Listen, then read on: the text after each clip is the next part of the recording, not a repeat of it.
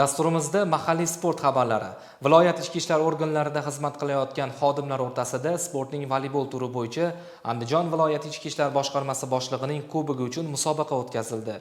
Tafsilotlar bilan hozirgi lavhamiz orqali batafsil tanishasiz.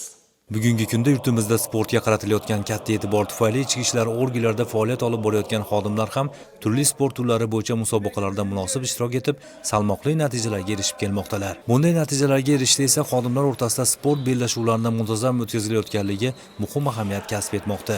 Andijon viloyati ichki ishlar boshqarmasi va uning quyi tizimlarida xizmat qilayotgan xodimlar o'rtasida sportning voleybol turi bo'yicha Andijon viloyati ichki ishlar boshqarmasi boshlig'ining kubogi uchun sport musobaqasi o'tkazildi. Musobaqada 18 ta jamoa 2 kun davomida o'zaro bahs olib bordilar.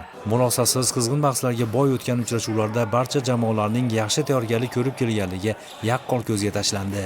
Ma'lumot o'rnida voleybol jamoaviy sport turi nafaqat jismoniy tayyorgarlikni oshiradi, balki insonning psixologik holatiga ham ijobiy ta'sir ko'rsatadi. Xususan, voleybol bilan muntazam shug'ullanish yurak-qon tomir tizimini mustahkamlaydi, mushak va suyak tuzilmasini chiniqtiradi va eng asosiysi stressni kamaytirib, jamoada ishlash ko'nikmasini yanada oshiradi. Yakuniy natijalarga ko'ra Andijon viloyati ichki ishlar boshqarmasi terma jamoasi musobaqada faxrli 3-o'ringa sazovor bo'lgan bo'lsa, 2-o'ringa Xo'jaobod tumani ichki ishlar bo'limi ega chiqdi. Mahorat borasida barchadan ustun kelgan Jalaquduq tumani ichki ishlar bo'limi terma jamoasi esa faxrli 1-o'rinni egallab, musobaqa g'olibiga aylandilar.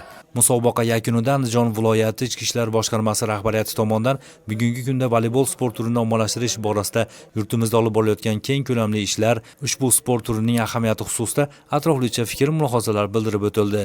Shuningdek, g'olib va sovrindor jamoalarga Andijon viloyati ichki ishlar boshqarmasi boshlig'ining kubogi, medal va esdalik sovg'alari tantanali ravishda topshirildi.